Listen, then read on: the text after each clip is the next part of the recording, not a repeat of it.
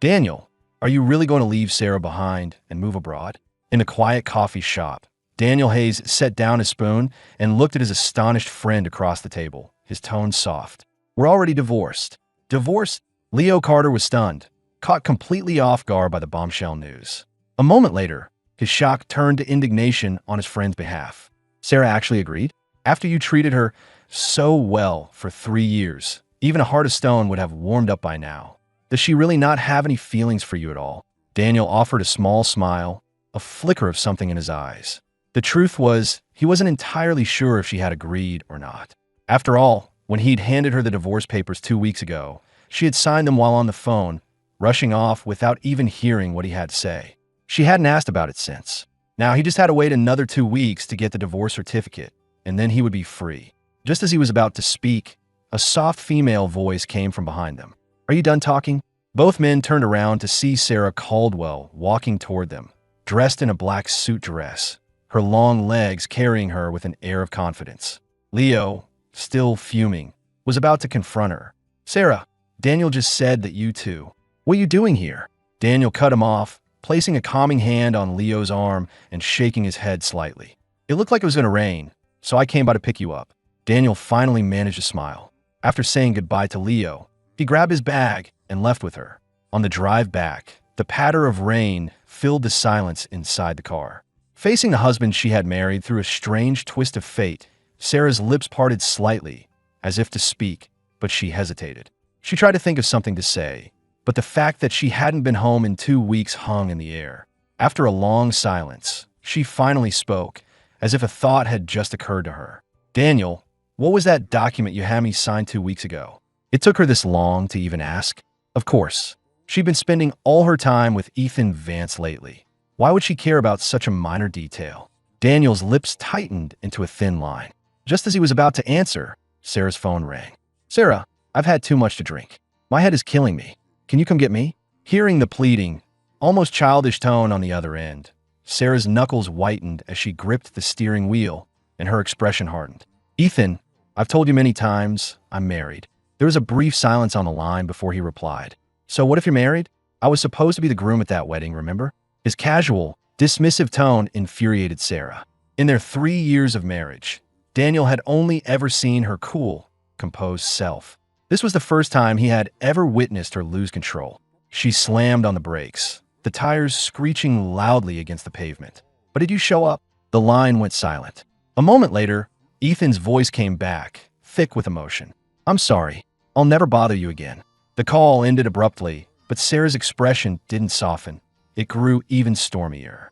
Her fingers drummed against the steering wheel for a long time before she finally gave in, typing out a few words with an air of resignation. Send me the address. After the address came through, she turned to him, her face an apology. Daniel knew what was coming and spoke first. If you have something to do, you should go. I could just get a ride back. Watching him open the car door and pop open an umbrella, Sarah felt a pang of guilt. I'll come back to you as soon as I'm done, she said softly. Daniel simply nodded. He stood in the rain, watching her car speed away, a storm of complex emotions swirling in his eyes. This was the 7th year he had been in love with Sarah. He still remembered the moment he first saw her in the dance studio and fell in love. She was in her practice leotard, her movements fluid and captivating as she single-handedly won the state dance championship, becoming the star of the entire event. A guy next to him was cheering wildly, explaining to a new student who she was. That's Sarah Caldwell from the computer science department. She's a legend at BU from the Caldwell family of Boston. But unfortunately for everyone else, the campus queen only had eyes for her childhood sweetheart, Ethan Vance, whom she'd been dating for years. She would spare no expense for him, once renting out an entire amusement park just to throw him a surprise birthday party. She would swallow her pride and beg him to take her back in front of the whole school just because he'd childishly blocked her number after another guy asked her out. She would wait for him in a snowstorm until her hands were numb, even when he stood her up to play basketball with his roommates, and she would do it without a single complaint. Throughout their 4 years of college, Daniel heard endless stories about Sarah and Ethan's romance. He always assumed he was just a background character in their love story, destined to watch them get their happy ending. Then, 2 years ago, right after graduation, Sarah couldn't wait to marry Ethan. Daniel wasn't invited, but he attended the lavish wedding anyway, just as a former classmate. But the ceremony began, and Ethan never showed up. Sarah was frantic, calling him 99 times, only to receive a text message saying he wasn't ready for marriage and had already left the country. On that day, Sarah's patience finally shattered. She refused to indulge his childishness any longer and took the microphone. Today I, Sarah Caldwell, have decided to find a new groom. Is there any single man here who is interested? Daniel, who had always been quiet and unassuming, felt his heart hammer in his chest. He knew how many other guys were in love with Sarah. So the instant she finished speaking, he shot to his feet. That day, he put on an ill-fitting suit and married the woman who didn't even know his name. For the next 3 years, they lived together peacefully, treating each other with polite respect. That is, until Ethan returned from abroad a little over a month ago. Watching Sarah struggle, resisting Ethan, yet unable to stop herself from being drawn to him, Daniel knew his long dream was finally over. It was time to give her husband's place back to its original owner. He would grant her deepest wish, and in doing so, he would finally set himself free. Standing in the downpour, Daniel sent Sarah a message on iMessage. That document you asked about, it's in the glove compartment. If you want to know what it is, all you have to do is open it. Half an hour later, long after he'd gotten home, Sarah finally replied, "There's no need. I trust you wouldn't have me sign anything that would harm me." So she wasn't going to look at it. Of course not. She was in a rush to pick up a drunk Ethan. How could she possibly have time? Even if the document was right there, within arm's reach. The rain fell for an entire day, finally letting up the following evening. Daniel stayed home, methodically deleting every post about his married life from all his social media accounts. After clearing his Facebook, he closed the app and immediately saw a new 9-photo post from Ethan on Instagram. They were pictures of him on a yacht, each one artfully framed to include the delicate, slender hand of a woman. Daniel knew it was Sarah's hand, and he knew Ethan was posting it deliberately. But at this point, he couldn't bring himself to care about such petty games. He turned off his phone, went into the kitchen, and started making himself a salad. Just as he finished, Sarah unexpectedly walked in. Daniel stared for a moment at the cake box in her hand. "I thought you didn't like sweets." "Why the cake?" Sarah came closer, frowning when she saw his simple dinner. "It's your birthday today. Did you forget? Why are you eating just a salad?" Daniel froze. His parents had divorced when he was 4 or 5, leaving him with his grandmother. After she passed away when he was 15, there was no one left to care for him, and he hadn't celebrated a birthday since. But for the 3 years he'd been married to Sarah, she had remembered every single time. No matter how busy she was, she always made it home to celebrate with him. Whenever he came back from a trip, she would insist on picking him up from the airport, worried for his safety. During thunderstorms, knowing he was afraid, she would gently hold him in her arms. Daniel had allowed himself to believe that these small, thoughtful gestures meant she was starting to love him. That was until their anniversary last month, when Sarah canceled their candlelit dinner reservation, claiming she had to work late. Disappointed, Daniel went to a bar to drop off a jacket for Leo, only to unexpectedly run into Ethan. He was completely drunk, clinging to the woman who was supposed to be working overtime, refusing to let go. Sarah's face was a mask of fury as she tried to pull him off. "Ethan, stop this damn nonsense and let go. What do you think I am? A toy you can just discard and pick up whenever you feel like it." Ethan ignored her, stubbornly wrapping his arms around her waist again. Each time, she pushed him away. He did it again and again, relentlessly. Finally, Sarah gave up. She stood frozen, her gaze dropping to him, her eyes filled with a love she tried to conceal, her voice a complete surrender. "Ethan, what am I ever going to do with you?" In that instant, the bag in Daniel's hand slipped from his grasp and fell to the floor. A flood of images flashed through his mind. Her hand holding his tightly as they pushed through a crowd, the umbrella she tilted over his head in a downpour, the sight of her kneeling in her graduation gown to propose to him. Every memory was a testament to how much Sarah had loved only Ethan. Daniel had seen it all with his own eyes, so he could never deny the truth.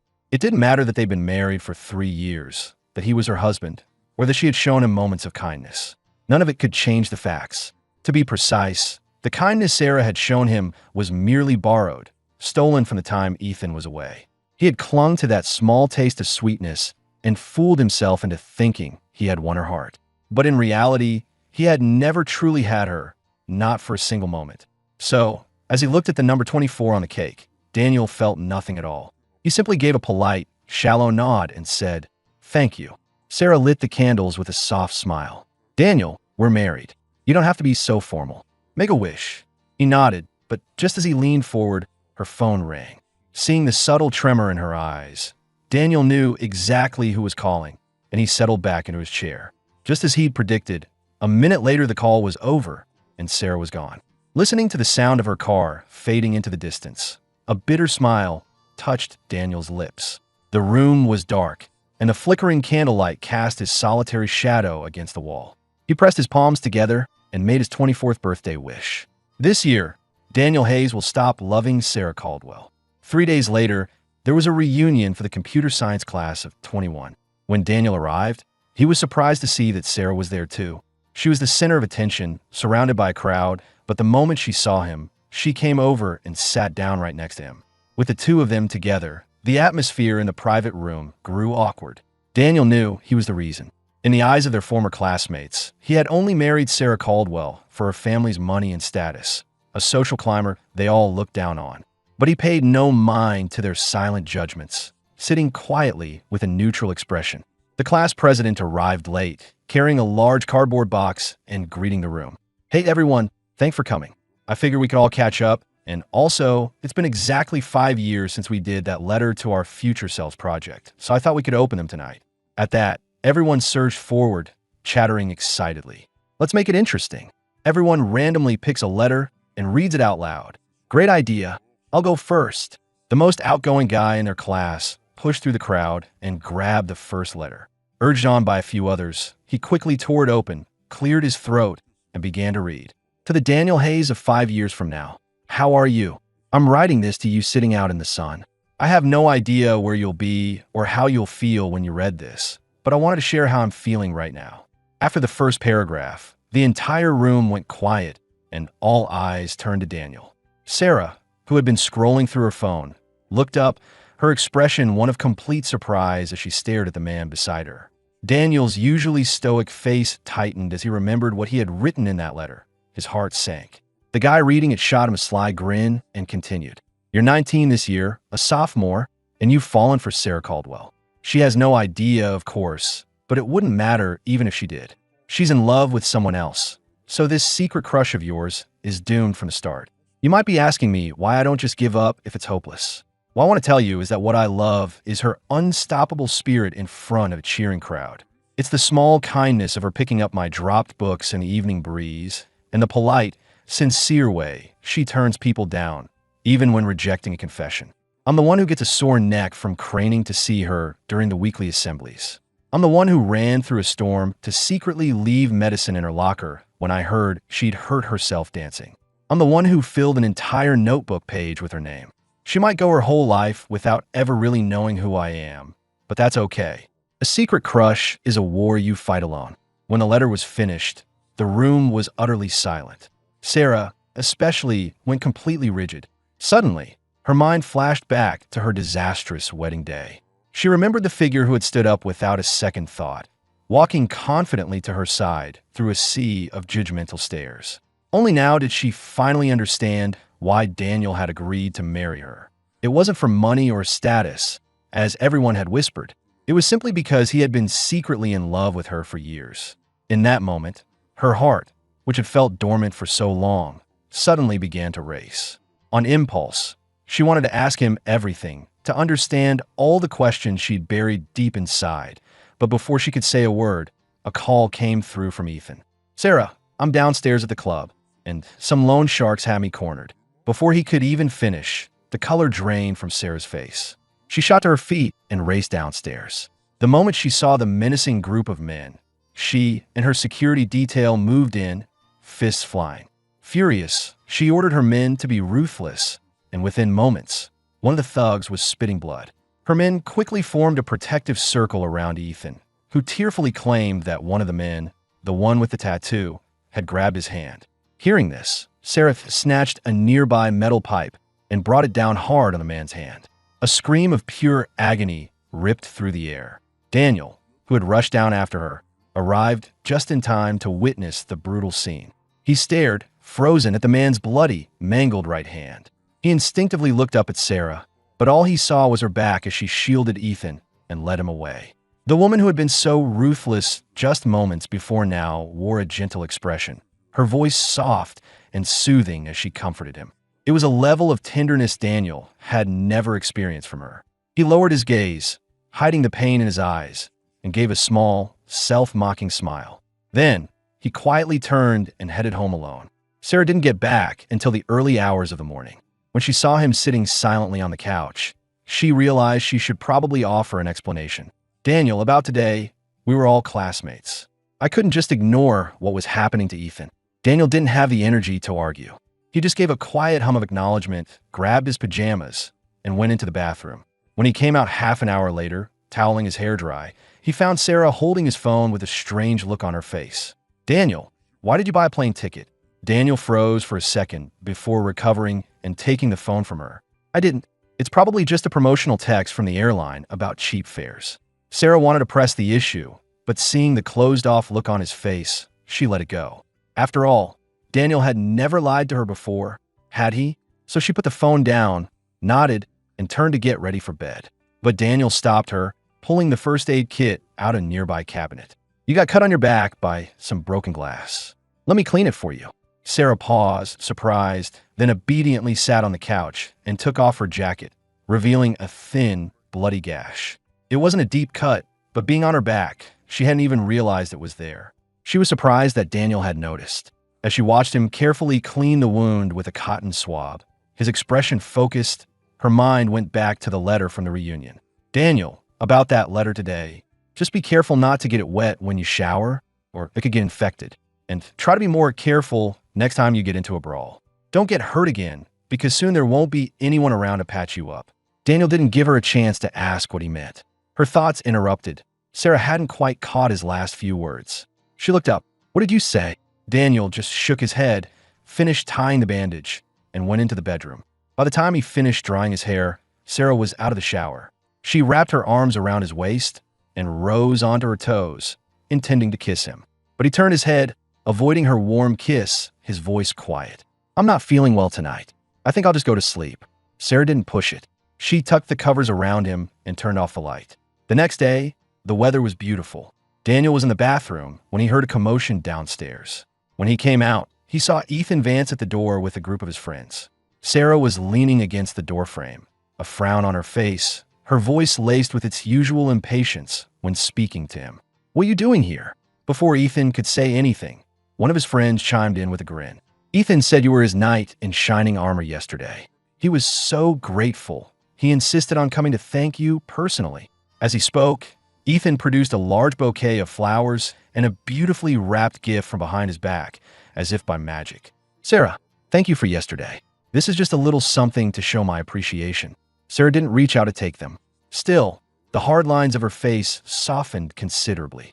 Seeing his chance, Ethan shoved the bouquet into Daniel's hands, his tone far from polite. "These are Juliet roses, Sarah's favorite. Be a dear and find a vase for them, would you?"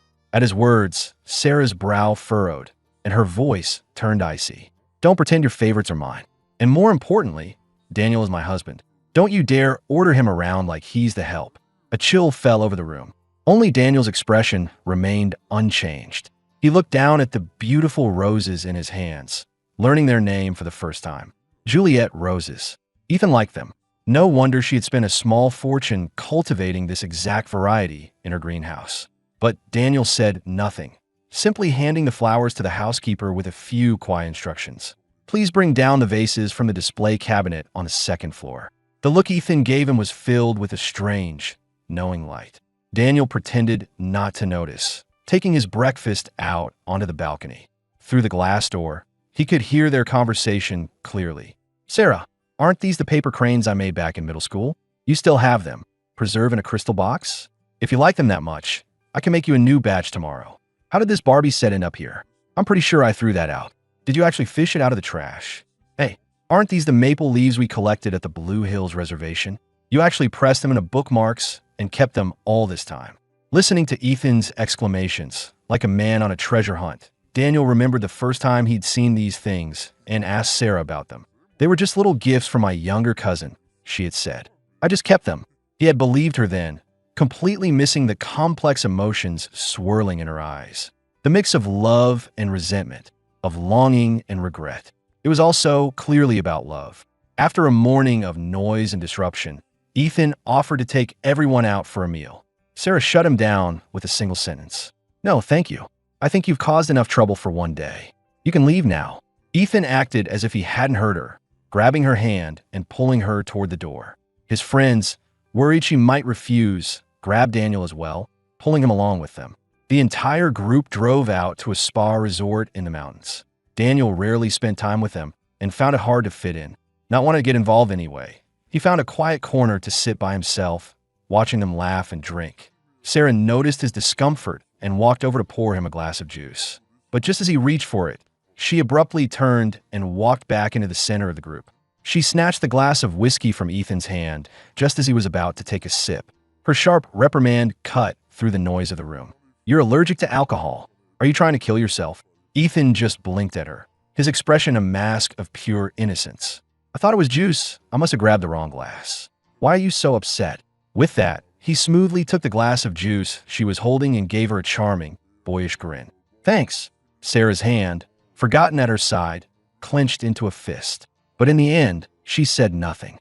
She returned to her seat and handed him the glass she was holding. Daniel looked at her distracted expression, then at the amber liquid in the glass, and didn't take it.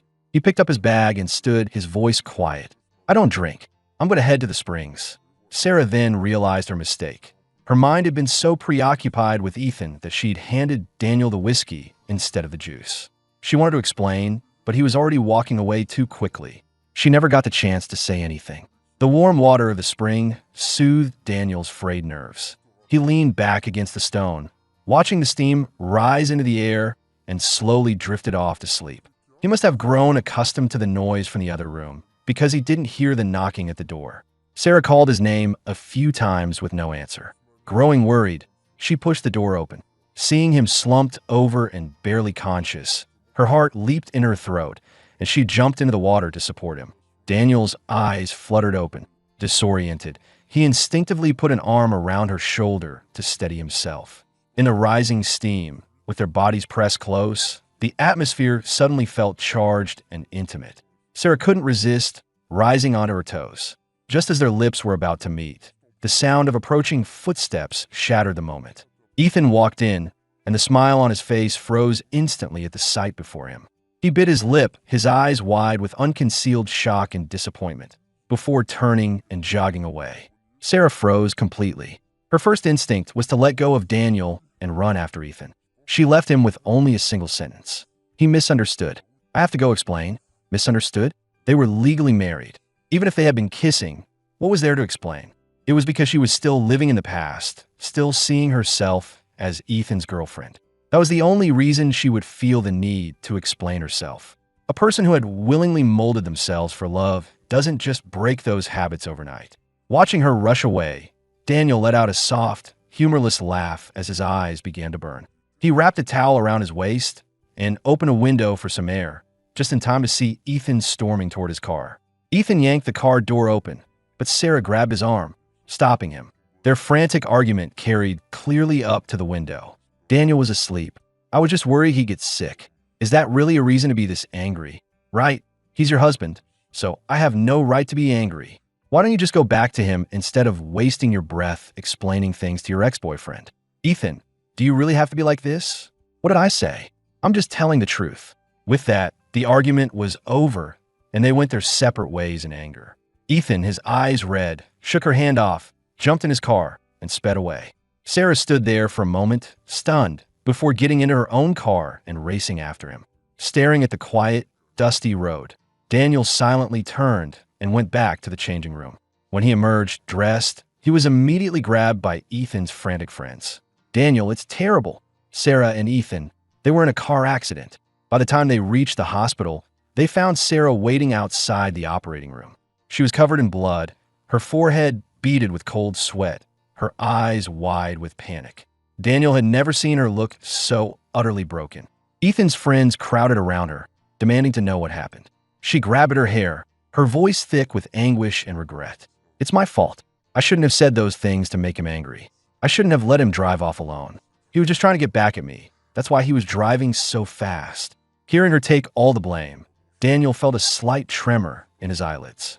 If what Ethan said was just out of anger, then what was the truth? That she had been waiting for him all this time, hoping to get back together? Maybe. Daniel pushed the thought away. Just then, a nurse came out, her expression grim. The patient is losing a lot of blood, and we're short on his type. Is anyone here O negative? The friends all looked at each other. None of them were a match. Only Sarah was O negative. Without hesitation, she took off her jacket and followed the nurse into a room to donate. Half an hour later, the nurse emerged, supporting a deathly pale Sarah. She was so weak from the blood loss that she felt dizzy and collapsed into Daniel's arms.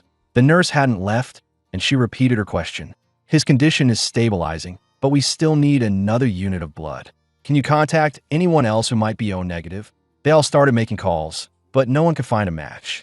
Seeing the desperation in the room, Sarah, burning with anxiety, forced herself to stand. Is it just one more unit? I can do it. The nurse looked at her, utterly shocked by her disregard for her own health. You've already given nearly 2 units. You want to give more. Ethan's friends paled, rushing forward to dissuade her. Sarah, don't. I'll have my assistant check with my company, see if anyone there is a match and willing to donate. But Sarah just shook her head, her voice firm and resolute. Ethan can't wait that long. With that, she rolled up her sleeve, revealing the bruised puncture mark on her arm. Seeing her pushing herself so far, Daniel finally broke his silence. The doctors are still working on him. They can get blood transferred from another hospital. You don't have to do this to yourself. Sarah paused for a fraction of a second, then ignored him and walked away.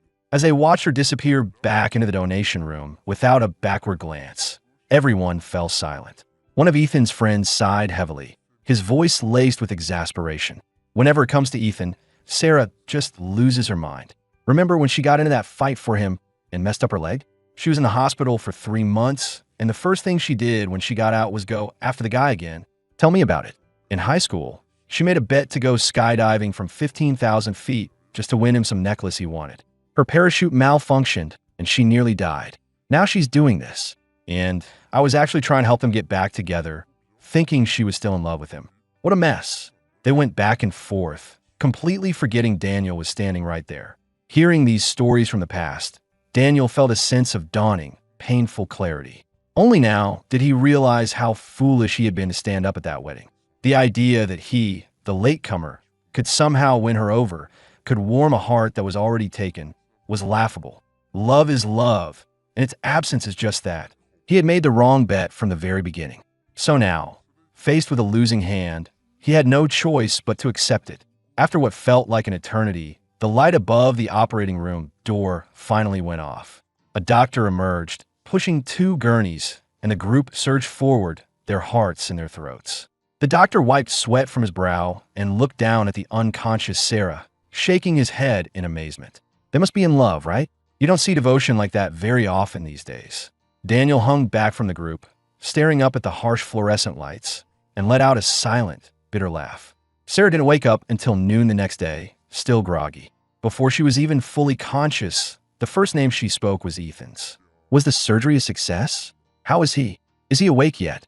Seeing her frantic state, Daniel, who hadn't slept all night, nodded, his voice hoarse from exhaustion.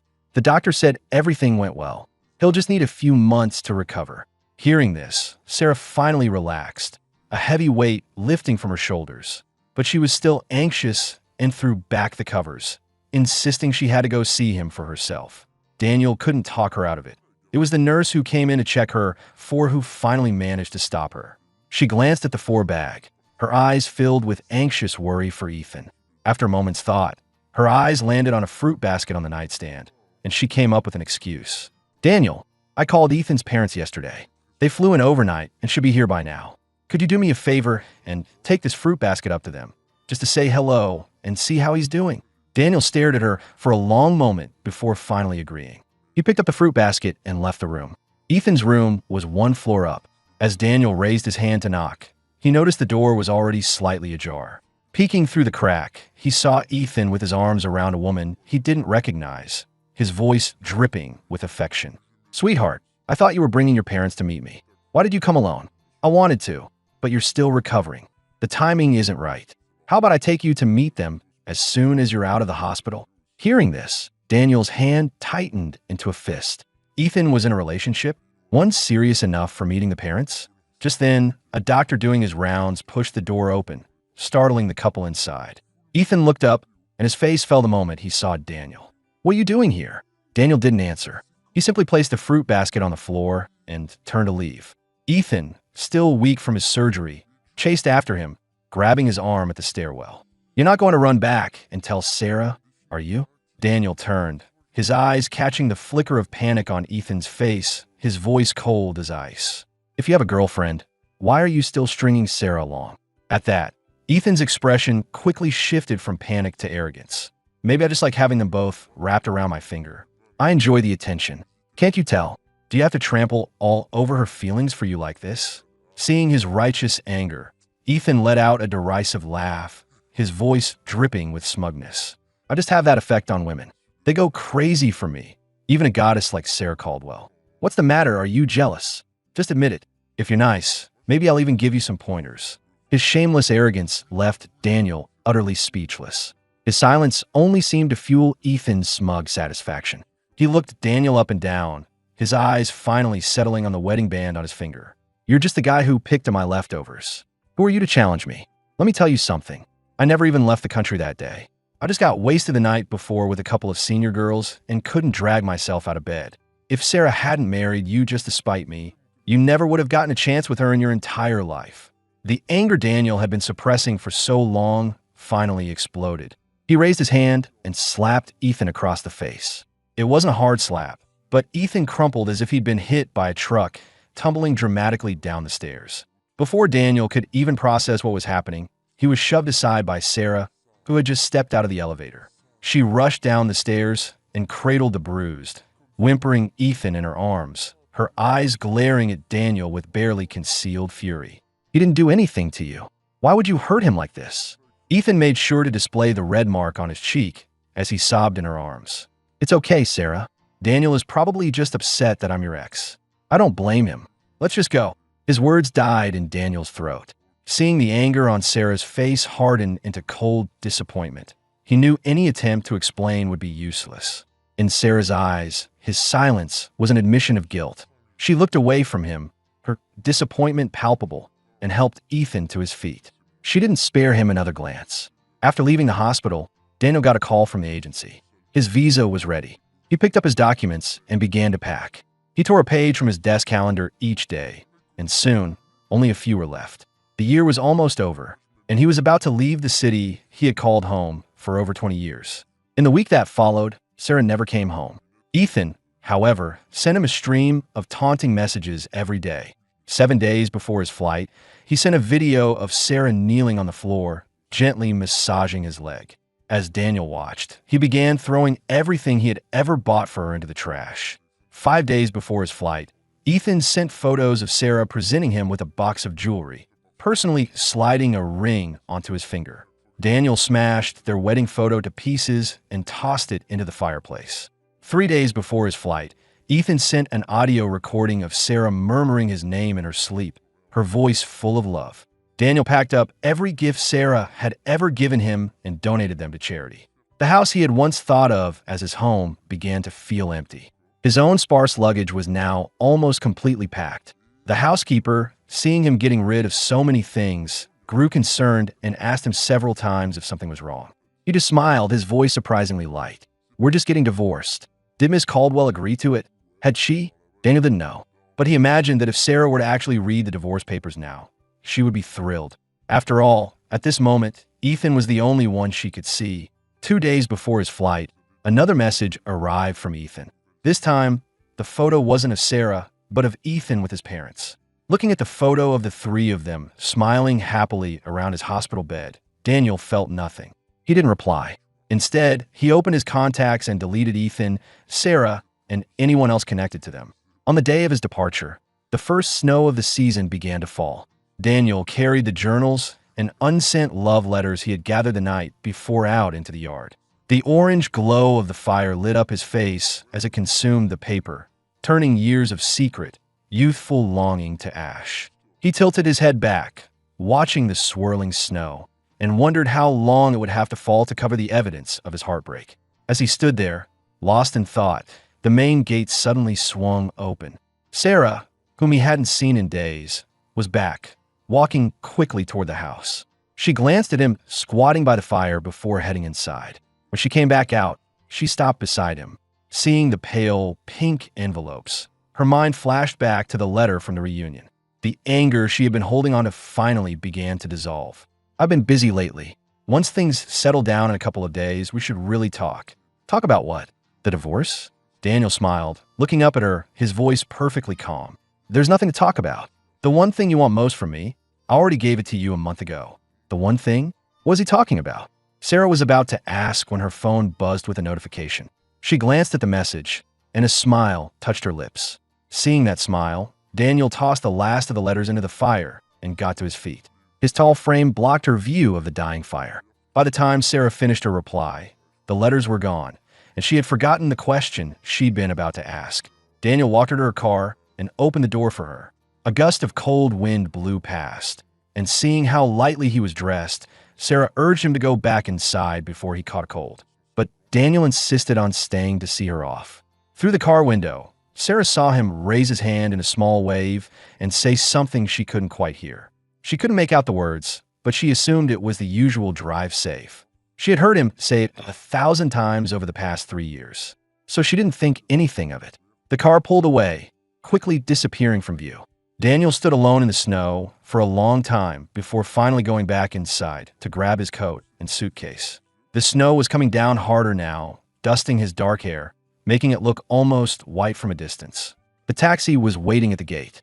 Before he got in, he turned for one last look at the house and repeated the words he'd said to her, so quietly no one could hear.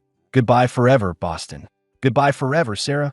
Sarah drove straight to the hospital. Today was the day Ethan was being discharged. He had been asking to see old childhood photos the night before, which was the only reason she had gone back to the house. As she carried the heavy photo albums toward the elevator, she passed a woman she didn't recognize. The woman was wearing a familiar, delicate perfume. It was the same scent Ethan always wore. She had just come from his room. Was she a friend of his? A flicker of suspicion sparked in Sarah's mind. But the elevator arrived just then, and she pushed the thought aside, pressing the button for the 7th floor. The moment Ethan saw her, his face lit up with a brilliant smile. The two of them spent the morning looking through the albums, reminiscing about old times. Lost in memories of their childhood, Sarah soon forgot all about her earlier suspicions. Around noon, Ethan's parents arrived to take him home. The moment they saw Sarah, they began thanking her profusely. Sarah deflected their praise, her tone modest. "Ethan's accident was partly my fault. It was my responsibility to take care of him." Hearing this, Ethan gave her hand a gentle pat. "I told you, it wasn't your fault, Sarah. I already had my parents come and explain everything yesterday. You have to stop blaming yourself." "Okay." Ethan's father nodded in agreement. "His mother and I have been so busy with work all these years. If you hadn't been there to look after Ethan, I don't know what would have become of him. We're the ones who should be thanking you." Ethan moved closer to Sarah, about to say something, but his mother gently pulled him back. "You're both adults now, and you have your own family, Sarah. Ethan is still immature and keeps bothering you, but please don't hold it against him. We'll have a talk with him and make sure he doesn't trouble you anymore." The atmosphere in the room instantly tensed. Sarah understood the unspoken message perfectly. Her breath caught in her throat for a second before she forced herself to breathe normally. The smile vanished from her face, replaced by a polite, formal stiffness. The expression on Ethan's face changed as well, but he pretended not to understand his mother's meaning, turning to Sarah with a cheerful grin in an attempt to change the subject. "Come on, Mom. Sarah and I grew up together. We don't talk about trouble. Besides, she promised she'd drive me home, right?" Sarah looked up, about to agree, but then she met the pointed gazes of his parents, and the words died on her lips. "We had, but my assistant just called about something urgent at the office. Since you're both here now, I won't get in your way." With that, she turned and left the room without another word. She had only taken a few steps down the hall when Ethan's mother caught up to her, holding out the photo albums. "Sarah, I know Ethan hurt you in the past. He was young and foolish and didn't understand how precious your love was. Please try not to hold it against him." Looking at the apologetic face of the woman who had known her since she was a child, Sarah gently shook her head. "Mrs. Vance, I've already put the past behind me. I don't hold any grudges against Ethan. I promise. Mrs. Vance sighed, her gaze filled with regret. It was Ethan's loss, and I suppose you two just weren't meant to be. Your mother told me the man you married is a good, kind person and that you have a wonderful relationship. You should cherish him, Sarah. He's the one who deserves your love, the one you should grow old with. Sarah knew Mrs. Vance meant well. She also knew, deep down, that her story with Ethan had ended the day of their wedding, the moment she'd impulsively decided to marry another man. Over the past 3 years, she had tried to forget the past and build a real life with Daniel. But how do you just let go of someone you've loved for 18 years? So when Ethan came back and relentlessly pursued her, she had eventually given in. Even if they couldn't be lovers again, she thought they could at least be friends. Holding on to that idea, she had allowed herself to be drawn back into his orbit time and time again. And honestly, every time Ethan had tearfully confessed he still loved her, a part of her had been moved. But those feelings were always fleeting, like ripples on the water, gone as quickly as they appeared. In those moments, just as she was about to give in, she would always remember that Daniel was her husband. Time and again, she felt lost in a fog, unable to find her way. But hearing Mrs. Vance's words was like a sudden clearing in the mist, and she finally began to see things clearly. She remembered the sight of Daniel standing in the snow that morning, watching her drive away, and a warmth spread through her chest. She gave Mrs. Vance a deep, respectful bow, her voice filled with genuine gratitude. Thank you for telling me this. I understand now. After leaving the hospital, Sarah drove to her parents' house. Her mother called her into the study, her tone uncharacteristically serious. When you first married, I'll admit I didn't think Daniel's family background was good enough for you, and I had my reservations. But over these past 3 years, I've seen how much he cares for you, how well he runs your home, and how respectful he is to us. I've slowly let go of my prejudices. You're not a child anymore. It's time to let the past go and stop dwelling on it. You have a good eye. You chose a wonderful husband. It's time for you to settle down and build a life with him. Marriage isn't like dating. It's a slow-cooked stew that needs time and patience. You and Daniel didn't have much of a foundation before you got married, and you were both so young. You need to talk to each other, communicate clearly so that small issues don't fester and become big misunderstandings. Do you understand? Sarah was surprised to hear her usually reserved mother speak so openly about such personal matters. But she knew her mother was right, and she lowered her head in acknowledgement. You're right. I know what I need to do. Her mother nodded, pleased, and pushed a small, velvet box across the desk toward her. These were the cufflinks your grandmother gave me for your father on our wedding day. I want you to give them to Daniel. And your father's birthday is the day after tomorrow. Be sure to bring Daniel home for dinner so we can celebrate as a family. Sarah opened the box and stared at the pair of emerald cufflinks inside, momentarily stunned. Her mind flashed back to her chaotic, disastrous wedding 3 years ago. After Ethan had announced over the phone that he was calling off the wedding, the guests from both families had turned on their heels and left. She had stood alone on that stage, her heart a cold, dead weight in her chest, and picked up the microphone, unleashing all the pent-up emotion she had held inside for so long. She couldn't even remember what she had said.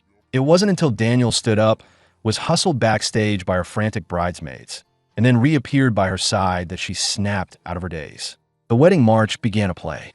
He had changed into a suit that was a little too big for him, but he walked toward her with steady, determined steps. He stood with her, facing the thousands of curious, gossiping eyes in the crowd. He was completely unafraid, and he did not back down. Perhaps his steadfastness was contagious, because a spark of desperate courage ignited in Sarah's numb heart. She still didn't even know her new groom's name, but she had made a promise to herself then and there. She would spend the rest of her life being good to the man who now wore her ring. She would never betray the person who had reached out to her in her darkest hour. Sarah placed the box with the cufflinks into the glove compartment. As she was about to close it, her eyes fell on the manila envelope again, and she tried to remember when it had gotten there. But she couldn't recall. She was about to pull out and finally look at it when a call came in from Ethan. Sarah, my parents just left. Some friends heard I got out of the hospital and want to throw a little party to celebrate. Are you busy? You should come hang out. This time, Sarah didn't hesitate. She refused immediately. Ethan's voice immediately deflated, and he was about to start pleading when she cut him off with an excuse about a meeting. After hanging up, she closed the glove compartment and drove home. The house, usually filled with a quiet warmth, felt strangely empty and silent today. Sarah looked around the living room and noticed that several things were missing. A hair clip she'd left on the coffee table months ago, the specific water glasses on the dining table, the throw pillows on the couch. They were all small, insignificant things that Daniel had bought for the house. Before, she never would have noticed their absence. But today, for some reason, she felt a sharp sense of wrongness and called the housekeeper over. "Why are so many things missing?" Mr. Hayes threw them out. The elderly housekeeper replied respectfully, then glanced at her face and hesitated before continuing. "Miss Caldwell, are you really going to go through with the DIV? Sarah, I knew you'd be home on a snowy day like this. It's been forever since we all hung out. Come on, let's go get a drink." A group of her closest friends burst through the door, linking arms with her and pulling her outside before she could protest. The rest of his sentence was lost in the sudden burst of noise. Though they had said they were going for drinks, her friends, mindful of her recent health scare, only let her have water. She watched her friends play a card game, took a sip of her water, and pulled out her phone. She found Daniel's contact and started typing a message. "Are you out tonight? Where are you? What time will you be home? Send me the address and I'll come pick you up. The roads are getting icy, so be careful." But before she could hit send, one of her friends, who had just gotten off the phone, suddenly grabbed her arm, her expression grim. She pulled Sarah to her feet and yelled to the others, her voice urgent. "Let's go now. We're changing venues. There's a show you're not going to want to miss." Everyone else was baffled by her sudden, cryptic announcement, but the promise of some drama was enough to get them all excited and into the car. On the way, everyone kept asking where they were going, but she remained silent, only shooting occasional, meaningful glances at Sarah. Their destination was a bar none of them had ever been to before. Just before they got out, the friend who had made the call pushed Sarah to the front of the group and said something strange. "Sarah, I've been hearing rumors for a while, but I didn't want to say anything until I knew for sure. Whatever you see in there, don't be mad at me. I'm only doing this because I care about you." They had all grown up together and were as close as sisters.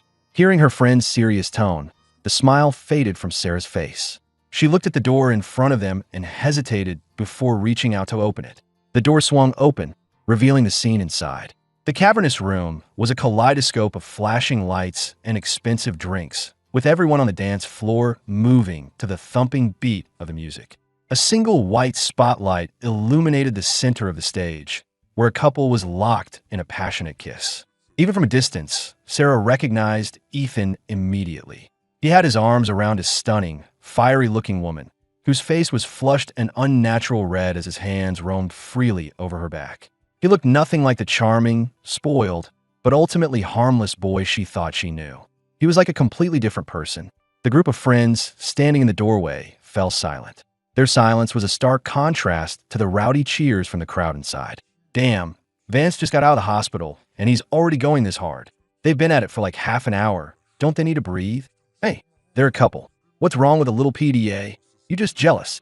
You know, he's been with this one for what, 6 months now?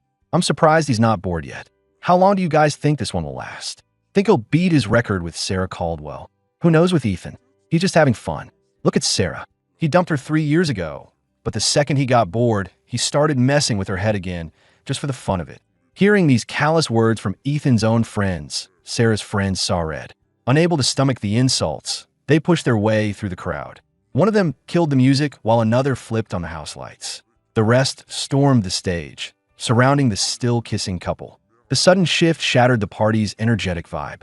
Ethan, finally snapping out his daze, saw the group of women who had crashed his party, and his expression turned ugly.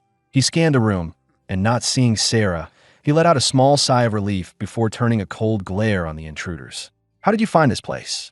I didn't invite you. What do you want?" Already furious, his words were all the provocation they needed to start a full-blown argument. "It's a public bar. We don't need an invitation from you to be here. What's the matter, Ethan? Afraid we'd catch you with your new girlfriend and run and tell Sarah?" Not wanting to lose face in front of his friends and his new girlfriend, Ethan's temper flared and he shot back. "Afraid? What have I got to be afraid of? I'm just dating someone. You think I'm scared of Sarah finding out? She's a married woman. She has no right to interfere in my love life." At that, his friends started clapping and whistling their approval. But seeing the grim smiles on the faces of Sarah's friends, a knot of unease formed in Ethan's stomach. He knew something was wrong, but before he could ask what, one of the women spoke. "So, the show's over? Done pretending to be the heartbroken lover who's still pining for her? You've been dating this girl for 6 months, Ethan. Why couldn't you just leave Sarah alone? Hearing this, Ethan's girlfriend's face fell as she, too, realized something was wrong. Ethan hadn't expected his night to go so disastrously wrong. Knowing this was about to blow up in his face, he threw caution to the wind and blurted out, "She's the one who came crawling back to me, begging me to take her back. I'm sick of her. Why would I ever go after her? She's been clinging to me like a leech. I can't get rid of her. I was already tired of her 3 years ago. That's the real reason I skipped out on our wedding. It had nothing to do with going abroad. The only person I love is my girlfriend, right here." "And you really mean that?" one of them asked, her voice sharp. Faced with their interrogation, Ethan refused to back down. He puffed out his chest like a proud peacock. "Of course, I'd say the exact same thing to Sarah's face if she were here right now." With that declaration hanging in the air, no one said another word. The group of friends silently stepped aside, clearing a path through the crowd. Seeing their synchronized movement, Ethan's right eye began to twitch. He turned his head, and his heart went cold as he saw the familiar figure standing in the doorway. The rest of the crowd, who had been enjoying the spectacle, followed his gaze. 3 years after her wedding day, Sarah Caldwell was once again the center of everyone's attention. But this time, her face was a mask of calm, showing no emotion at all. The anger, the humiliation, the heartbreak that everyone expected to see were nowhere to be found. All that was there was a sense of release, the quiet calm that comes after the final curtain has fallen. She looked across the sea of people at the man on the stage, his face now deathly pale. The man she had loved for so many years, the man whose love she had never truly won. The groom who had left her standing alone at her own wedding. In that moment, he seemed like a total stranger to her. It was as if she was seeing him for the first time, but she had known him for 18 years. "I heard every word. Thank you for finally telling me the truth instead of continuing to lie, Ethan." Her voice was calm and steady, cutting through the whispers that had started to fill the room. She didn't sound like a woman confronting her cheating ex. She sounded like someone commenting on the weather. Seeing her like this, her friends were suddenly reminded of the first time they had met Daniel 3 years ago. He had the same calm expression, the same steady tone. "I am currently single. If you have no objections, I would be honored to be your groom, Sarah Caldwell." After her calm declaration, Sarah lowered her gaze, a small, sad smile touching her lips. She was thinking of Daniel. Only now did she finally understand the immense pressure he must have been under that day. He, who was always so quiet and careful, had done something so bold, all for her. And it had taken her 3 years to finally see the depth and passion of his love. But it wasn't too late. Sarah wasted no more time on things that didn't matter. She turned and walked out of the bar without a backward glance. Each step was firm and resolute. Back in her car, Sarah opened her phone and finally sent the message she had been typing earlier. A notification sound chimed, and she glanced down, expecting an instant reply from Daniel. But instead, she saw the bright red exclamation point next to her message. She stared at the message failed to send notification, blinking rapidly. The name, the profile picture, it was all correct. It was definitely Daniel's number. But why on earth would he have blocked her? Sarah couldn't understand it. She tried sending a few more messages, but they all met the same fate. The calm she had felt just moments before was shattered, her mind now a storm of confusion and worry. Her rational mind told her something must be wrong, but her heart desperately tried to find another explanation, anything to soothe her growing panic. He had seen her off just that morning, acting completely normal. He had even waved goodbye. Maybe he had blocked her by accident? Sarah repeated the thought to herself like a mantra.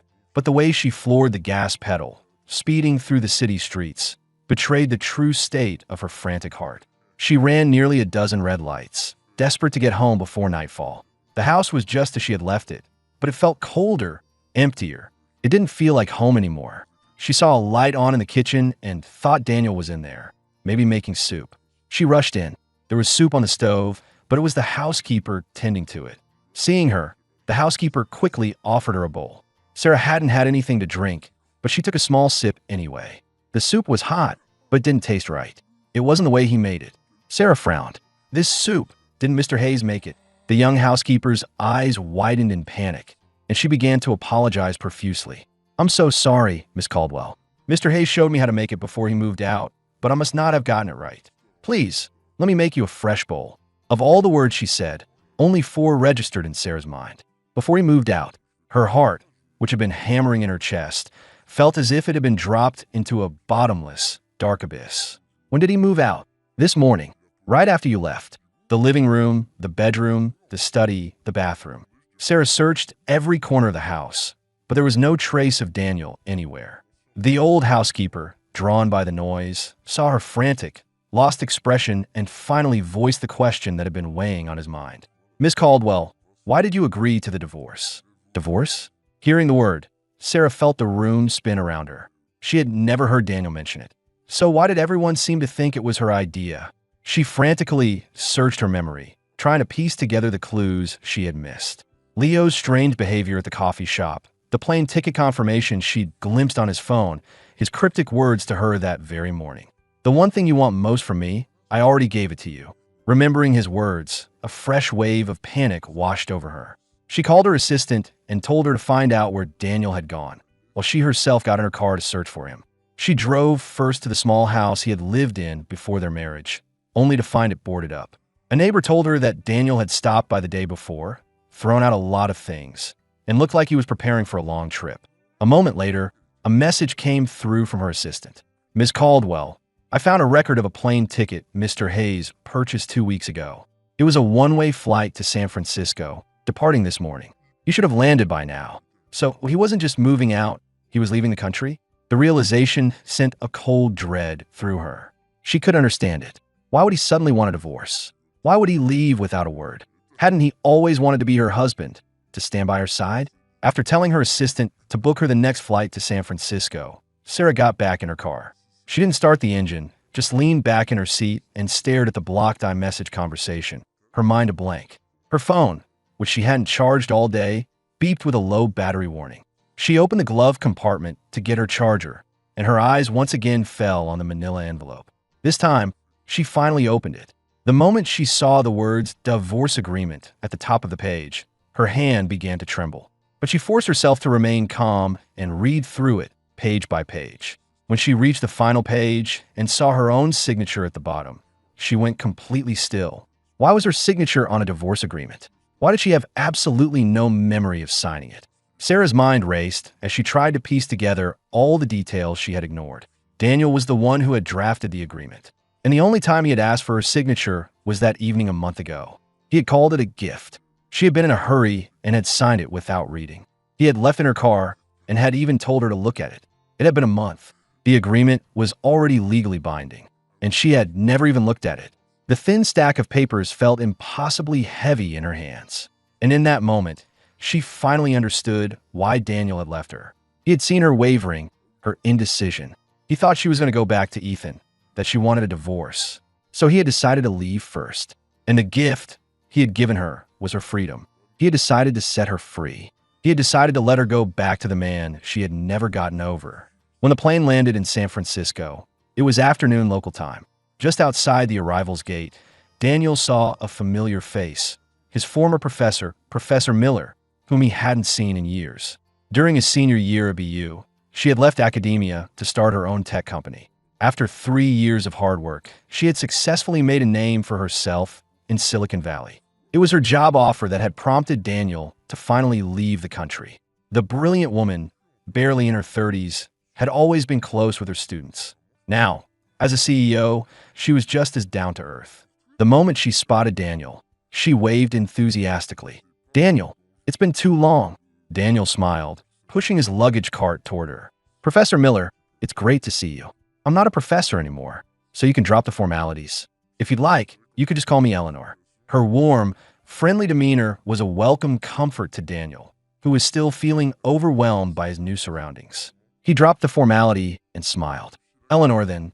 She smiled, then led him toward the parking garage. On the drive, they caught up, reminiscing about old times. They talked about everything from funny classroom moments to his graduation party, feeling a shared sense of nostalgia. "Daniel, I offered you a job when you finished your master's 6 months ago, but you turned me down. What made you change your mind?" Daniel's expression faltered for a second before he quickly composed himself. He chose his words carefully. "Back then, I wasn't sure what I wanted to do next, and for personal reasons, I wasn't ready to leave the country. But I've had some time to think, and I realized that if I don't know what path to take, I might as well just start walking and see where I end up. Eleanor, having been in his shoes before, understood the uncertainty that comes with starting a new chapter in life. That's just how life is, she said comfortingly. You take it one step at a time.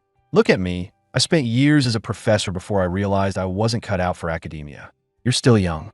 It's normal to feel a little lost. The important thing is that you've taken this first, brave step. I have no doubt you'll find your way. Hearing it from her, a living example of what he was talking about, made Daniel feel a sense of calm. After she parked, Eleanor led him up to her apartment. It was a standard 2-bedroom apartment, south-facing and filled with sunlight, with a grocery store conveniently located on the ground floor. The space was bright and clean, and looking at it, Daniel felt the exhaustion of his long journey begin to melt away. Eleanor gave him a quick tour, went over a few key details, and then took him out for dinner. Afterwards, they stopped by the supermarket to pick up some essentials for him. After dropping him off, Eleanor left him to get settled. Daniel took a shower and laid down on the bed, watching the sky outside his window darken, a strange sense of unreality washing over him. Just yesterday, he had been in his house in Boston, wrapped in a blanket, watching the snow fall. And now, here he was on the other side of the country, in a new city, about to start a new, single life. The room was silent. His mind drifted, and soon he was asleep. And he dreamed. In his dream, he was at Sarah's wedding. But this time, Ethan was there. This time, he married her. He watched them exchange rings, heard them promise to love each other for the rest of their lives. He left just as they kissed, to the applause of the crowd, and returned to the quiet solitude of the university, where he buried himself in his studies for the next 3 years. After graduation, he moved to a new country to start a new life, and he never looked back. In this version of his life, his only connection to Sarah was their 4 years as classmates. After that, their paths never crossed again. He remained just another classmate, a face in the crowd whose name she never bothered to learn. The dream had felt so real that when Daniel woke up the next morning, he was still disoriented. He couldn't quite separate the dream from reality, and he sat on the couch for a long time, trying to clear his head.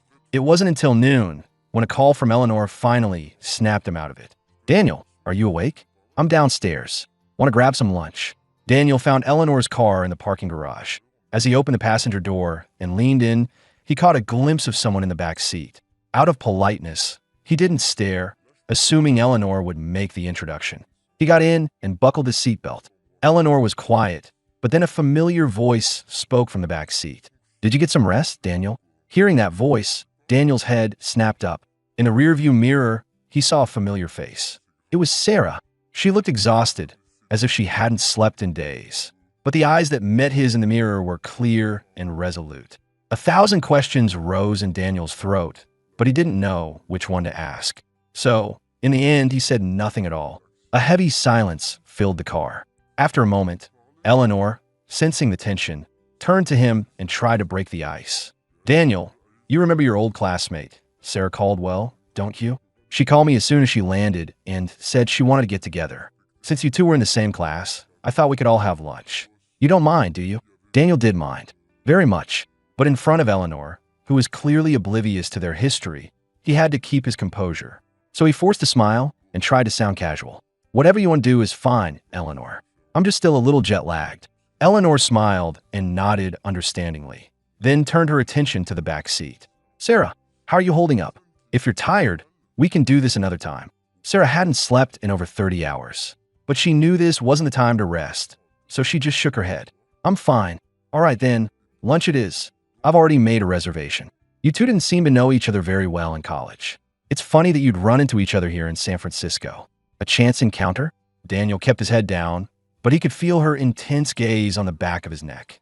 He knew she hadn't come all this way by chance. She was here for him, the heiress to the Caldwell fortune, a woman who had spent her entire life being praised and admired, had been served divorce papers by an ordinary, unknown man like him. She must not have been able to accept it. He closed his eyes and rubbed his temples, trying to prepare himself for the confrontation that was sure to come. Beside him, the two women were still talking. "It wasn't exactly a chance encounter," Sarah said. "I came to San Francisco for something important. I knew I would find Daniel here." From the way she spoke, it sounded like she knew Daniel well. But from his reaction, you would think they were strangers. The conflicting signals left Eleanor confused. So you came here looking for Daniel? Have you two kept in touch since graduation? Are you close? Not really, Daniel answered before Sarah could. Hearing his curt reply, Sarah's expression darkened, and she pressed her lips together. Well, you were classmates for 4 years. Even if you're not close now, you have plenty of time to get reacquainted. By the way, Sarah, are you here on business? Are you traveling alone? I heard you got married to another one of our classmates, right? At her words, Daniel's heart began to race, and he clenched his fists. After a long moment of silence, he heard Sarah's voice, quiet and a little hoarse. But a little while ago, he asked me for a divorce. That's what I came here to deal with. Eleanor, realizing she had stumbled into a very personal matter, was suddenly embarrassed. Daniel, wanting to change the subject, quickly cut in. Eleanor, where are we going for lunch? How much longer until we get there? I haven't eaten all day, and I'm starving. Eleanor shot him a grateful look and quickly followed his lead. An Italian place, just a few blocks away. We're almost there. Lunch lasted an hour. For the entire time, Eleanor acted as a buffer, trying to facilitate a conversation between the two of them. Watching Daniel focus intently on his food, Sarah had no choice but to swallow the question she was desperate to ask. Halfway through the meal, an urgent work matter came up, and Eleanor had to rush off, leaving them alone. What had started as a reunion lunch now felt like a divorce proceeding. The atmosphere in the restaurant grew thick and heavy. After Daniel finished the last bite of his steak, Sarah offered him a napkin.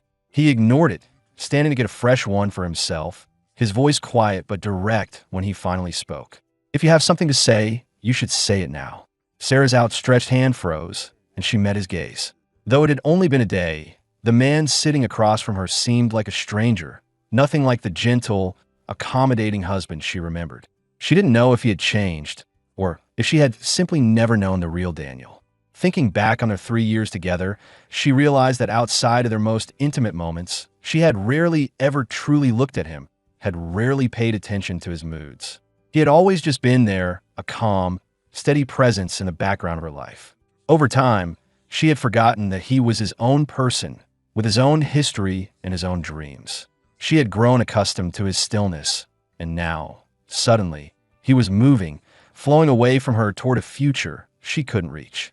Now that she had finally caught up to him, she was shocked to discover that he was not the placid, accommodating man she had imagined, a man who would wait for her forever. She had been blinded by her own assumptions. Faced with this new, unfamiliar Daniel, Sarah felt completely lost. But she knew one thing for certain. He was divorcing her because of something she had done. So she began with a sincere apology. Daniel, I'm so sorry. For the past 3 years, I failed you as a wife. I didn't give you the home you deserved, and I took everything you did for me for granted. I'm truly sorry. Daniel knew she meant every word, but her apology, coming so late, didn't move him. He understood now that their marriage had been a mistake from the very beginning, doomed to fail. You can't build a life with someone who doesn't love you. It was an impossible thing to ask, especially when that person was still in love with someone else. Daniel had asked for a divorce because he had finally realized how foolish he had been 3 years ago, and he wanted to get his life back on the right track.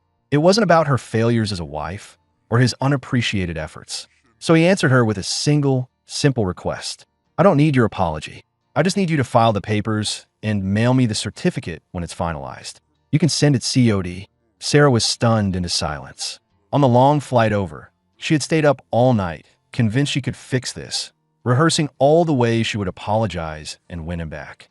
But now, seeing the quiet determination on his face, she realized how resolute he was. A flicker of panic crossed her face, and her voice grew urgent. Do we really have to do this? Why? Daniel looked at her, his gaze steady, and his words were clear and sharp. I married you because I was in love with you. I'm divorcing you because I'm not anymore. It's as simple as that. After leaving the restaurant, Daniel didn't go back to the apartment. Instead, he went to Eleanor's office. She was surprised to see him arrive alone. Where's Sarah? She had to leave for something right after you did. Since I start in a couple of days, I thought I'd come by and see the office. Eleanor didn't press the issue. She had just finished up her work for the day, so she gave him a full tour of the office. They had dinner together after, and then Daniel finally headed back to the apartment. He opened his phone and saw a friend request. It was from Sarah. He suddenly remembered her last words to him at the restaurant. Since you've made up your mind, I'll respect your decision. I know I wasn't good enough for you, and I'm sorry I let you down. But we were married for 3 years. Even if we're not together anymore, can we still be friends? Friends? Was there really any reason for him and Sarah to be friends? Daniel couldn't think of one. In his ideal scenario, they would part amicably and then never see each other again. So he ignored the request. Later that night, around 10, as he was getting ready for bed, he saw that she had sent another one. This time, it came with a message. There are a few clauses in the divorce agreement I'd like to discuss with you. Since it was about the divorce, Daniel accepted immediately. Sarah didn't waste any time, sending him a version of the document with a few clauses highlighted in red. Daniel looked closer and saw that she had changed the property settlement clause from what he had originally proposed to an equal 50-50 split. This meant that upon their divorce, he would receive half of the Caldwell family fortune. It was a staggering amount of money, but it made Daniel deeply uncomfortable. He sent her a quick voice message. About the settlement, let's just stick to what I originally wrote. You don't have to give me all of that. I couldn't accept it. Sarah seemed to have anticipated his reaction and replied almost immediately. I know you didn't marry me for money, and I'm not changing the terms to compensate you. It's simply what the law dictates you're entitled to. Don't read too much into it. Daniel tried to argue, but Sarah stuck to her reasoning. Exhausted, he finally gave up and let it go. The days passed. Daniel started his new job and slowly settled into his new life. A month later, the final divorce decree arrived, along with the deeds to numerous properties and certificates for millions of dollars in stocks. Staring at the staggering number in his new bank account, Daniel had no idea what to do with it all. So he put the bank statements away and tried to pretend it didn't exist, continuing on with his life. Winter faded and spring arrived. Daniel was heading into work one morning when Eleanor called him into her office for a meeting. The topic was a new, large-scale collaboration with several major tech firms back in the States. They needed to select a project lead to accompany Eleanor back to Boston to negotiate the deal. Her eyes scanned the room, finally landing on Daniel. Daniel, you'll come with me. Daniel was completely taken aback. He had only been with the company for 3 months. He wasn't nearly experienced enough for a project of this magnitude. But since Eleanor had chosen him, he had no choice but to accept. After the meeting, the two of them stayed behind. Eleanor didn't beat around the bush. Daniel, while we'll be meeting with 4 different companies on this trip, our primary focus will be the partnership with the Caldwell Corporation. Caldwell? Hearing the name, Daniel had a sinking feeling he knew what was coming. He looked at Eleanor, a question in his eyes. Sarah Caldwell? Eleanor nodded, and after a moment's hesitation, decided to be completely honest with him. After that lunch we had, Sarah met with me privately. That's when we first discussed this project. She told me a little about what happened between you two. I felt it was your private business, so I never brought it up. But we're at a critical stage now, and to make sure everything goes smoothly, I need to ask you to do me a favor and come with me to Boston to lead these negotiations. I know it's a lot to ask, but I hope you'll understand. Daniel didn't really understand what Eleanor was getting at. He was new to the company, with no connections or influence. What good would he be on a project this important? Was it just because he was Sarah Caldwell's ex-husband? It was the only explanation Daniel could think of. But Sarah didn't love him.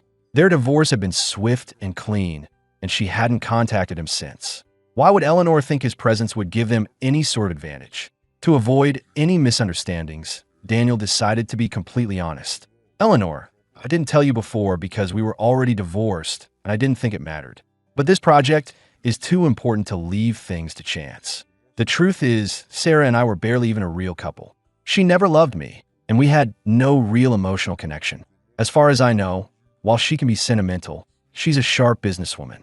If you're thinking my presence will give us some kind of leverage, I'm afraid you're going to be disappointed. Hearing his description of their marriage, so different from what she had heard from Sarah, left Eleanor feeling puzzled. She motioned for him to sit and asked him a direct question. Are you sure Sarah has no feelings for you? Daniel nodded without hesitation. Seeing his confident expression, Eleanor couldn't help but remember what Sarah had told her before she left San Francisco. Professor Miller, Daniel and I, we were married. Or, to be more accurate, we're now divorced. I wasn't a good wife to him. He was disappointed in me, so he asked for a divorce. He was very insistent, and I didn't want to make things harder for him, so I agreed. But I want to win him back. I need some time to figure things out. I know he won't come back with me, so I was hoping you could look out for him for me. And as a token of my gratitude, I'd like to discuss a potential partnership with you on your new RO project. Even though it had been months, Eleanor could still clearly remember the heartbroken look on Sarah's face and the sincerity in her voice. She found it hard to believe that a woman like Sarah Caldwell would offer her the deal of a lifetime, a project coveted by every major tech firm in the country, all for an ex-husband she supposedly had no feelings for. But since Sarah herself had admitted there were issues between them, Eleanor didn't want to pry. She just asked for his final decision. "Don't worry about the project's success. I'll handle that.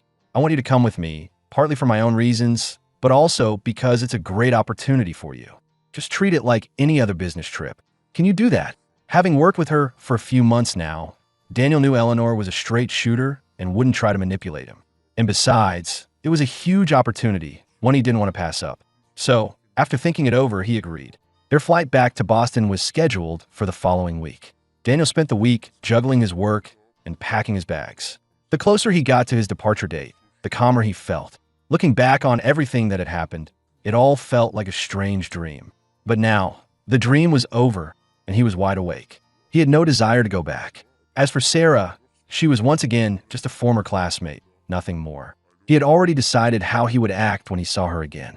Arriving back in the familiar city, Daniel felt like a completely different person. He and Eleanor walked out of the airport, laughing and talking as they pushed their luggage carts. In the middle of their conversation, Eleanor spotted her parents and waved them over. She introduced Daniel, and her parents immediately insisted he come home with them for dinner. Knowing the family would have a lot to catch up on, Daniel didn't want to intrude and politely declined. After they parted ways, he headed outside to catch a cab, only to discover it was pouring rain. There were no taxis in sight, so he opened his ride-sharing app. Just as he was about to request a car, a black sedan pulled up in front of him. He looked up and saw Sarah walking toward him, holding an umbrella. He hadn't seen her in months, and she looked thinner. She was wearing a dark green trench coat that made her look tall and slender. Daniel was so surprised to see her that he was momentarily speechless. She walked right up to him, her eyes filled with an emotion he couldn't quite decipher. "Long time no see, Daniel," she said, her voice low. "How have you been?" Daniel instinctively took a step back, putting some distance between them. "I'm fine," he said, his tone neutral. His coldness clearly disappointed her, but she knew she had no right to expect anything else. After all, they were divorced. She quickly composed herself and glanced at his luggage. "The rain is really coming down. Let me give you a ride to your hotel." Seeing the notification that his ride was on its way, Daniel shook his head. "No, thank you. My car is on its way." "Well, at least take my umbrella. Your luggage will get soaked." Daniel didn't understand her sudden attentiveness, and it made him uneasy. "I don't need your help, and I don't see any reason for us to stay in contact. Don't you agree, Miss Caldwell?" His words were like a needle, piercing straight through her heart. The hand hidden in her sleeve trembled, and the smile she offered him was strained. "We're divorced, so we can't even be friends." Daniel put his phone away, pulled his own small umbrella from his bag, and watched as his ride pulled up to the curb. "Before we were married, we were just classmates. Now that we're divorced, we can go back to that. You and I, we're from different worlds. There's no need for us to be friends." Every word was cold and detached. Now, it was Sarah's turn to be stunned into silence. She watched as the driver loaded his bags into the trunk, watched as he opened the car door and folded his umbrella, and felt as if something precious was slipping through her fingers. On impulse, she rushed forward and grabbed the car door just as he was about to close it. Her voice was strong and clear, cutting through the sound of the rain. "I don't think we're from different worlds at all. Daniel, I know people have gossiped about your background, about why you married me. But I want you to know I have never, not for 1 second, looked down on you or thought you weren't good enough for me. You are a man who knows who he is and isn't afraid to go after what he wants. You have nothing to be ashamed of." After nearly a decade of fending for himself, it was the first time anyone had ever said anything like that to him. He turned to look at her, and for the first time, a genuine, small smile touched his lips.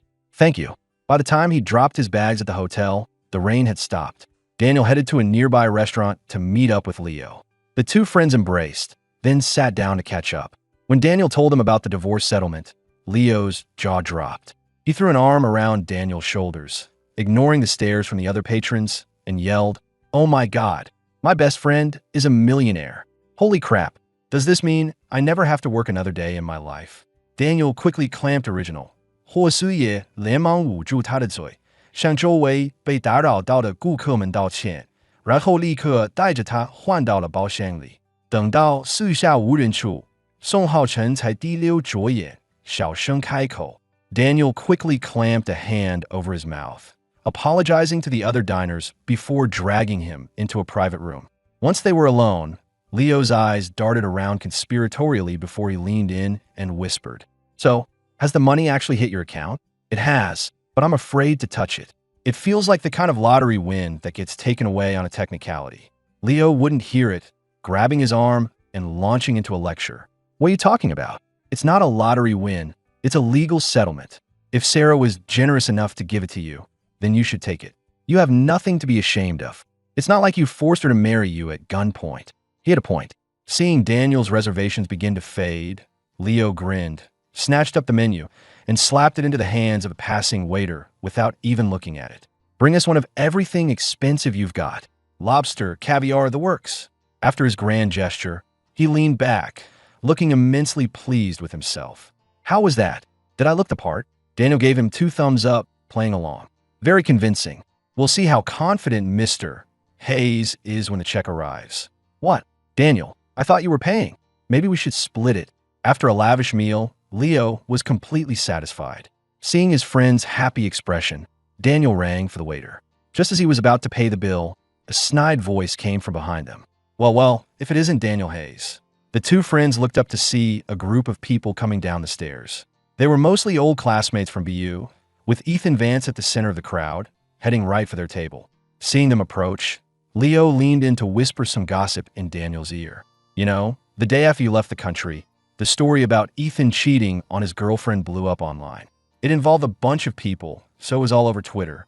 I heard Sarah's friends were the ones who leaked it. His reputation was trashed. When he realized he couldn't contain the scandal, he went crawling back to Sarah, begging her to take him back, but she completely shut him down. You should have seen his face when she rejected him in public. It was priceless." Just as they reached the table, Ethan overheard them talking about him, and his face darkened. He shot a furious glare at Daniel. "Daniel Hayes, I thought you left the country. What are you doing back here? That's none of your business. What are you so smug about? You don't actually think you have a chance with Sarah again, do you? She never cared about you before, and she sure as hell doesn't now." Daniel didn't understand Ethan's hostility. He and Sarah were divorced, after all. Not wanting to cause a scene, he paid the bill and motioned for Leo to follow him out. His dismissive attitude only enraged Ethan further, and he moved to block their path. "You crashed my wedding and walked away with half the Caldwell fortune. You're nothing but a scheming gold digger. Who do you think you're fooling? All that money, and you still reek of poverty. Get out of my sight." A few of his cronies snickered. Leo, furious, started to step forward, but Daniel held him back. He looked at Ethan, his expression calm, his voice even. "Sarah gave me that money of her own free will. Just like those rumors about you. It's all perfectly legitimate and well-deserved." With that, he turned and pulled Leo away, not bothering to see the look on Ethan's face. Stung by the remark, Ethan flew into a rage and shoved a passing waiter directly into their path. A tureen of hot, oily soup went flying. Just as it was about to splash all over Daniel and Leo, Sarah appeared out of nowhere. She shoved them both behind her, taking the full force of the sizzling liquid on her left arm. Her exposed skin immediately blistered, and the color drained from her face. Ethan, who hadn't expected to see her there, panicked and rushed forward to see how badly she was hurt. Sarah grit her teeth, fighting back the searing pain, and fixed him with a look colder than ice. "For your parents' sake, I've let a lot of things slide. But if you don't change your ways, I have no problem teaching you a lesson you won't forget." Ethan tried to explain, but Sarah cut him off, turning and leading the 2 stunned men away. The cold night air helped clear Daniel's head. He saw the burn on her arm, reached in her pocket, and took her car keys. They rushed to the emergency room. The nurse on duty took one look at the extensive burn and immediately paged a doctor. It was getting late, and Leo had work in the morning, so Daniel finally convinced him to go home. Soon, only the 2 of them were left in the waiting area. Daniel turned to Sarah, who was silently enduring the pain, and gently wiped the beads of sweat from her forehead with a tissue. She looked up, and seeing the guilt in his eyes, her voice trembled as she tried to reassure him. "This isn't your fault. He resents you because of me. I'm the one who should be sorry." Daniel knew that assigning blame at this point was pointless, so he said nothing simply taking the prescription from the doctor and going to the pharmacy to have it filled. By the time he got back, her arm had been treated and bandaged. The doctor gave him a long list of instructions for aftercare before finally discharging her. Daniel drove Sarah home. Stepping back into the house, seeing the familiar layout of the living room, he felt a strange sense of dislocation. The old housekeeper's face lit up when he saw Daniel. "Mr. Hayes, you're finally back. Miss Caldwell has been waiting for you all this time." He stopped mid-sentence, his eyes falling on Sarah's bandaged arm. "Miss Caldwell, what happened to you?" Daniel pretended not to hear the housekeeper's earlier words. He handed the bag of medication to him, repeated the doctor's instructions, and turned to leave. Watching him walk away, Sarah felt a hollow ache in her chest. She wanted to ask him to stay, but the words wouldn't come. The housekeeper saw the look of hesitant longing on her face and was beside himself with worry. He rushed after Daniel, calling out to him and blurting out everything he'd been holding back. "Mr. Hayes, please, since you're back, don't leave again. For the past 3 months, all she does when she's not working is sit in her room and stare at the flowers you planted. She talks about you in her sleep, saying she wants you to come back. She's been flying to San Francisco every week just to be in the same city as you. But she's too afraid of bothering you to even call." Daniel hadn't known any of this.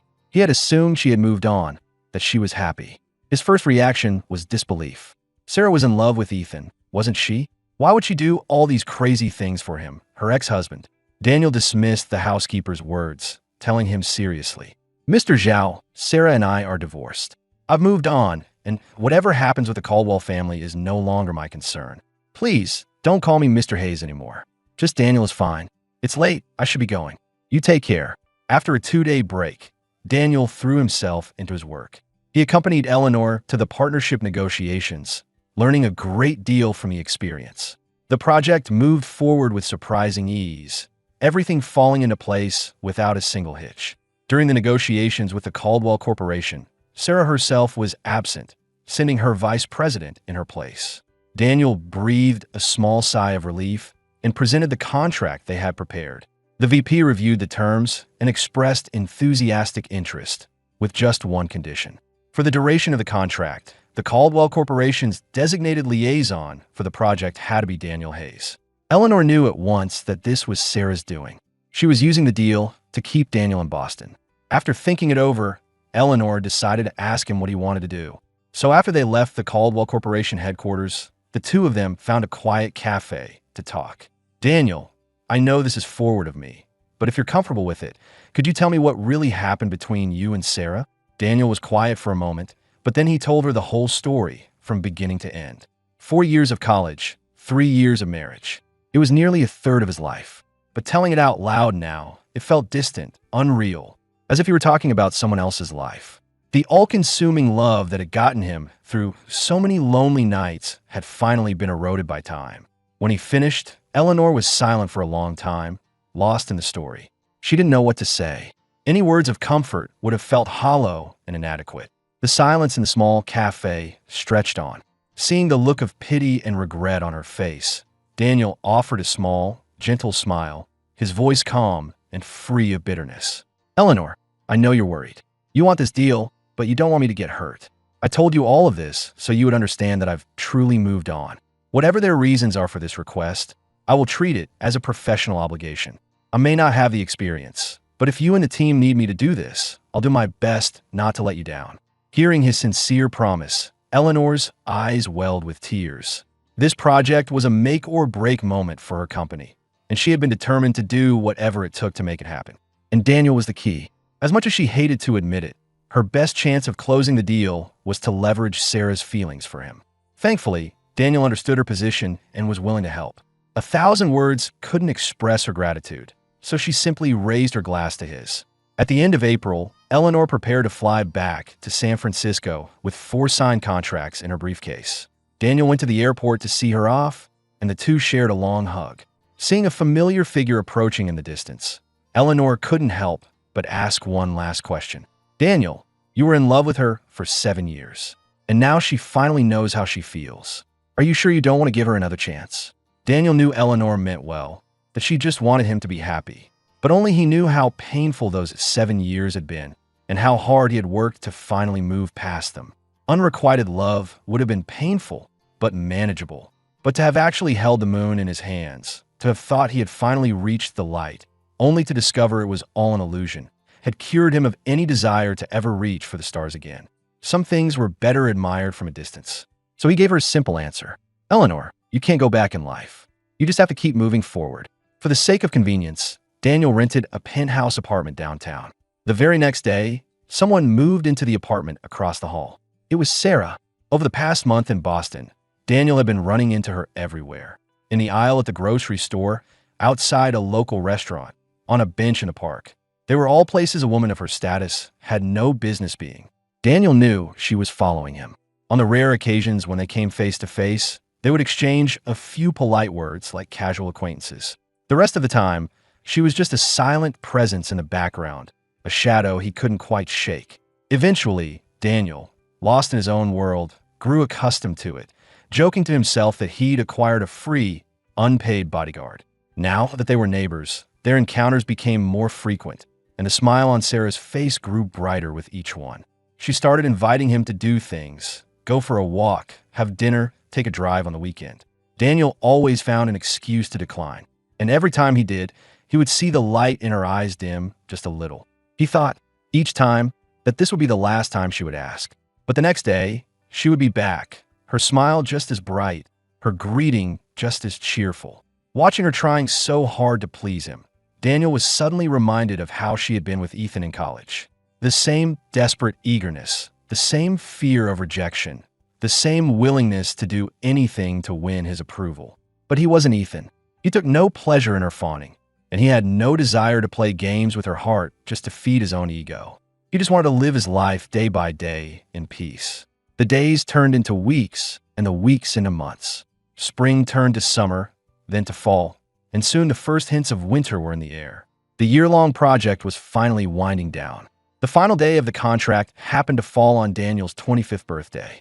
He booked a flight back to San Francisco for that evening. The night before he was due to leave, he was up late packing when he noticed a light snow had begun to fall. Just as the clock struck midnight, there was a knock at his door. When he opened it, he found Sarah standing there, holding a small cake. She was smiling as she wished him a happy birthday, but he could see the sadness in her eyes. He was taken aback for a moment, but quickly recovered his composure and thanked her politely. After she lit the single candle, he closed his eyes and made a wish. When he opened his eyes, he saw the hopeful, questioning look on her face. What did you wish for? The same thing I wished for last year. The conversation stalled. Sarah remembered what had happened on his birthday last year, and her smile turned bitter. Daniel looked down, avoiding her eyes. The silence between them grew heavy. After a long moment, Sarah asked him a strange question.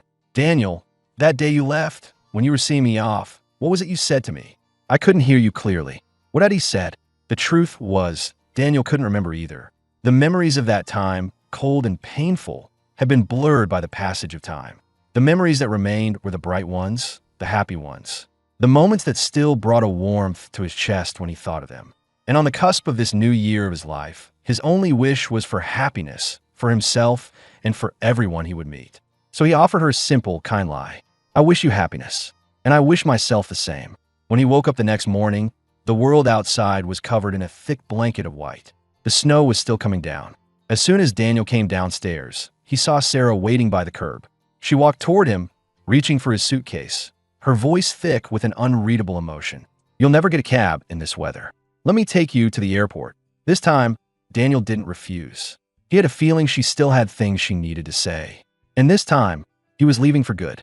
There were some things he, too, wanted to put a final end to. The car pulled away from the curb, moving slowly through the snow-covered streets. He wasn't sure if it was because of the slick roads or if Sarah was deliberately driving slowly. But either way, they had plenty of time. So Daniel said nothing, just watched the snowy landscape pass by his window. As the minutes ticked by, the silence in the car became unbearable for Sarah. She had to say something, anything, to quiet the frantic beating of her heart. She had to find a way to make him stay. Daniel, do you remember the Christmas of our second year of marriage? It was snowing heavily then, too. My mother was sick, and you took me to the old North Church to pray. I remember lighting a candle and saying a prayer, may I win the heart of the one I love. Hearing her story, Daniel remembered that day as well. He remembered the old priest looking at the two of them and saying something strange.